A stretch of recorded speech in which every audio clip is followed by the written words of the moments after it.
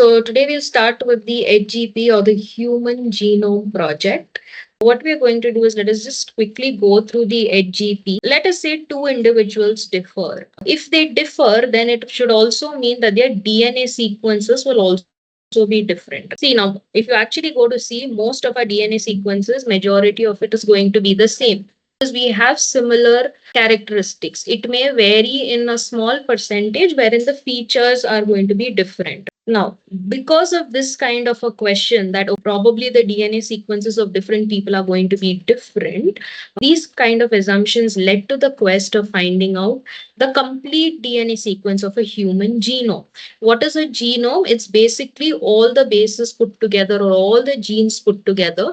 The entirety of it is called the genome. Now, the HGP or the Human Genome Project was a mega project of sequencing the human genome, and it was launched in the year 1990. The human genome is said to have approximately 3 into 10 raised to 9 base pairs. So you imagine you just start counting A, T, C, G like this. It is 3 into 10 raised to 9 because as you know, the DNA is very vast. So when the DNA is made up of base pairs.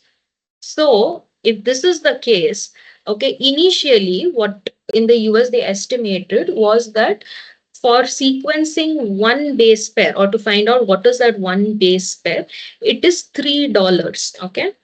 This was the initial cost which was estimated. So one base pair is $3. So the total estimated cost of the project was around 9 billion USD, which is a huge amount. One problem that they encountered, which was the cost. The next problem was, let us say you sequence the entire DNA and now you need to store this information, you need to analyze it. It has to be written down somewhere. So to write it down, let us say they put it all in books.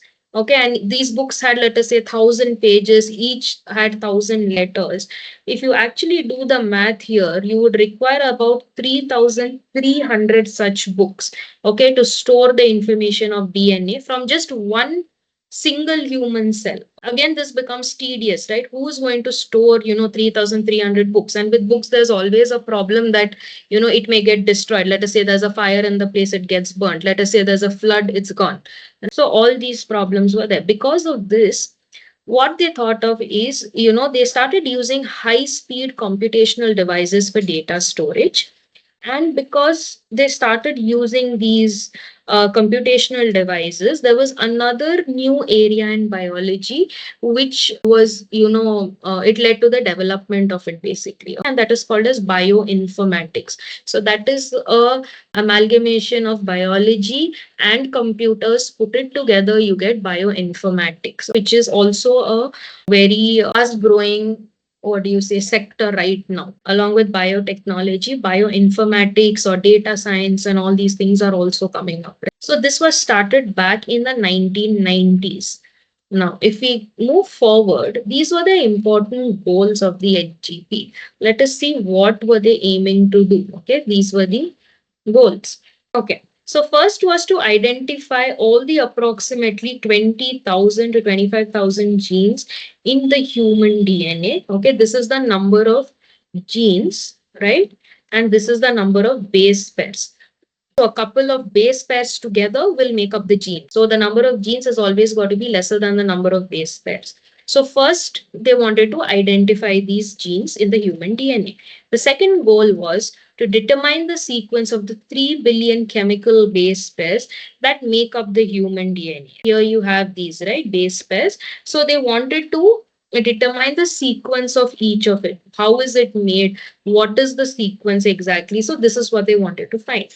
Then the third goal is to store this information in databases because they thought the book thing is not working out. So let us put it on a database. So that was the third goal. Then improve tools for data analysis. So in this case, it's not just important, in any experiment for that matter in science when you're doing, you don't just have to do the experiment. That is the beginning of it. You've done the experiment. Now you have to analyze it. What do you understand from doing the experiment? You've got a sequence. What do you learn from this sequence? So that is the analysis part of it.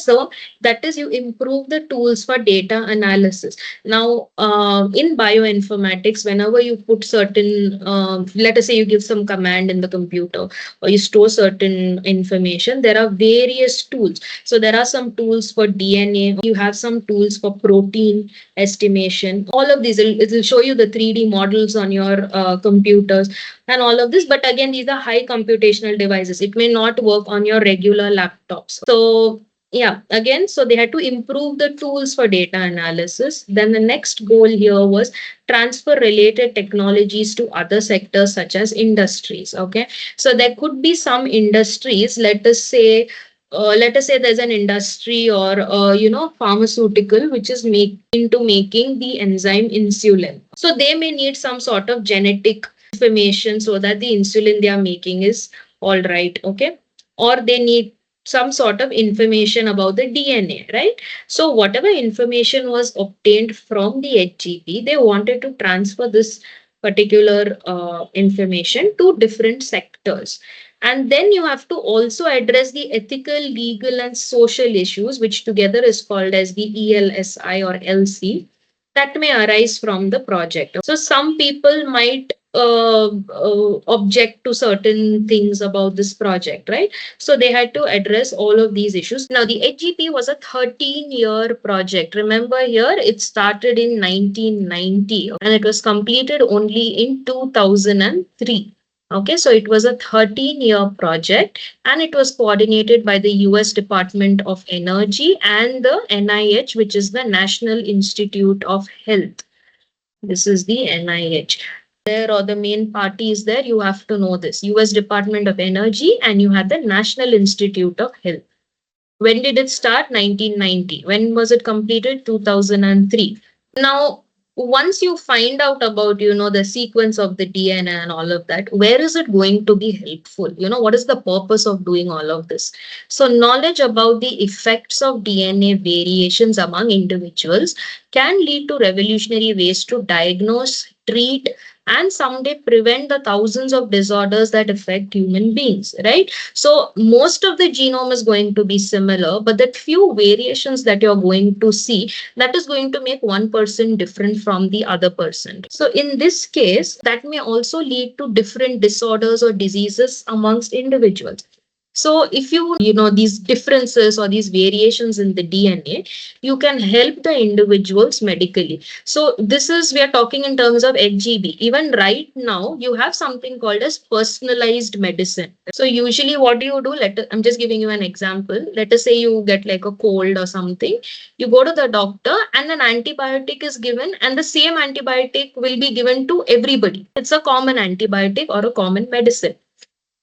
Let us say you have a slightly more serious issue, and there they are not able to give you the common medicines that they give to everybody. In that case, now we are looking towards personalized medicine, wherein your genes will be studied pertaining to your genes only. Based on the analysis and result, they will tailor the medicine such that it will be effective only to you. So these are things that have started from HGP days. So that's personalized medicines. And if you already know the DNA of somebody, you know what kind of diseases or disorders this person may come across. So it can also help in prevention, okay? Not just diagnose and treat, but also prevent before the problem actually starts. They can also be applied towards solving challenges in healthcare, agriculture, energy production, environmental remediation, right? Environmental remediation in the sense, so let us say there is some oil spill or there is some sort of environmental problem, you can combat these problems based on whatever studies or analysis is made. Now, here I want you to remember this particular last point. Apart from humans, the non-human model organisms which have also been sequenced are the bacteria, yeast. So you have this one called as elegans, which is nothing but a worm. It's a free-living, non-pathogenic nematode. It's a worm that has also been sequenced. Its genome is known. You have Drosophila, this one, which is the fruit fly, and we use it very commonly in genetic experiments. So if you know the entire sequence, it becomes very easy for you to manipulate the DNA over here. Okay, so Drosophila, and you have plants. So you have the rice plant, which is completely sequenced, and you have Arabidopsis, which is this one. Okay, this is a small flowering plant. Now, what were the approaches or the methods that were taken to identify all these genes and, for sequencing and all of that? Now, there are two main methods which was, the first method was focused on identifying all genes that are expressed as RNA. So, this is called as expressed sequence tags. So, what is this? Whatever gene is there, you have the transcription, translation. So as you know, not all sequences are important there, right? You have some introns, exons, all of these, and only some of these will be expressed. So in this case, only the expressed sequences were determined. Whereas the other approach, the other took the blind approach of simply sequencing the whole set of genome, which contained coding and non-coding sequences. So it didn't go into first seeing which of this is expressed, which of this is not going to be expressed. Okay, it just took the entire genome in total and it just blindly went about sequencing it. So it contained all the coding and non-coding sequence, and later assigning different regions in the sequence with function, a term referred to as sequence annotation. What is annotations? Let us say you are reading a book and there you want to add like a comment, okay, or you want to highlight something and you want to take some note over there. So you're basically annotating that part, right? So this is what they did in the second approach, as in they went about blindly targeting the entire genome, okay, coding, non-coding both, and after that they started annotating, okay, this is the one which will express, this part is what is going to not express. Okay, so they did it like that. So that is sequence annotation. Okay, so these are the two approaches that were used in the HGP: express sequence tags, which is only for the ones which are expressing genes that are expressed, and then you have sequence annotation, wherein you sequence the entire genome, and after that you start annotating or assigning different regions that, okay, this is for this function, this is not functioning, or whatever it is. Okay, please make sure you write that EST and sequence annotation. Okay. Now for sequencing, what is done is a total DNA from the cell is isolated. Okay. So you extract DNA from a cell. Then you convert it into fragments. Okay. You know that the DNA is very large. Okay. You cannot work with it in total, right? So you make it up into fragments, and then you clone it into a host using vectors. So these fragments can then be put into a suitable host using vectors. Vectors are the ones which will carry these fragments. So these fragments will be taken up by the vector, and then from there it will go and it will insert it into a host. This is the main thing that happens for sequencing, one of the first steps in sequencing. Now the commonly used hosts were bacteria and yeast, and the vectors were BAC and YAC.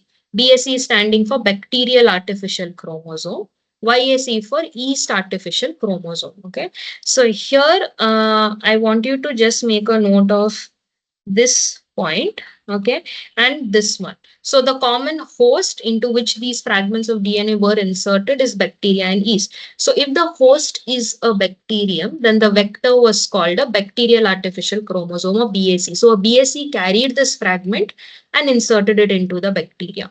If the host was a yeast, then the yeast carried the YAC, okay, which is the yeast artificial chromosome, carried this fragment of DNA and inserted it into the host yeast. Which are the hosts, which are the vectors?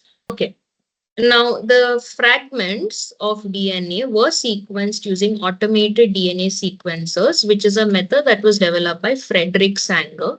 So even we have something called as Sanger sequencing, which was developed by this person called Frederick Sanger. It's a way of sequencing the DNA. So you can, in some institutes even now, you can send some DNA that you want to identify, send it over there. Okay, and through this Sanger sequencing, they will sequence the DNA and get back to you with the basis of that particular DNA. So that is what they used over there back in those days for sequencing, Sanger sequencing. Now the sequences, once they were sequenced, they were arranged or they were aligned Arranged is nothing but aligned based on some overlapping regions present on them. So let us say this is the DNA and you have like A, T, C, G. Let's say you have one more sequence which has, let us say, G, C, T, T, C, G. Okay, so in this case, what happens here? Can you see this part? T, C, G is similar, it's overlapping. So they had to align the sequences in such a way that whatever same bases were there, they were overlapping, right? So they had to align it in a way wherein you could match these sequences one above the other. So they started aligning it in that way. Now, after that, specialized computer based programs were developed for alignment. You obviously cannot do this manually because the DNA is too long to sit and align it manually. So they develop some computer programs to do this automatically for you. Okay, you just have to feed in the bases and the computer will align it for you. Now, sequences were subsequently annotated and were assigned to each chromosome. Annotated as in, once the sequences were aligned, you figure out this particular sequence is for this chromosome, this gene, it might express this particular feature. So that was the last step. Now, the sequence of chromosome 1 was completed only in 2006. This was the last of the 24 human chromosomes. You know, 22 and then you have 23, 24 to be sequenced like this. So they started off, and chromosome 1, which is the biggest chromosome actually, that was completed only in the year 2006. And then, of course, the analysis kept happening over the years, even after that.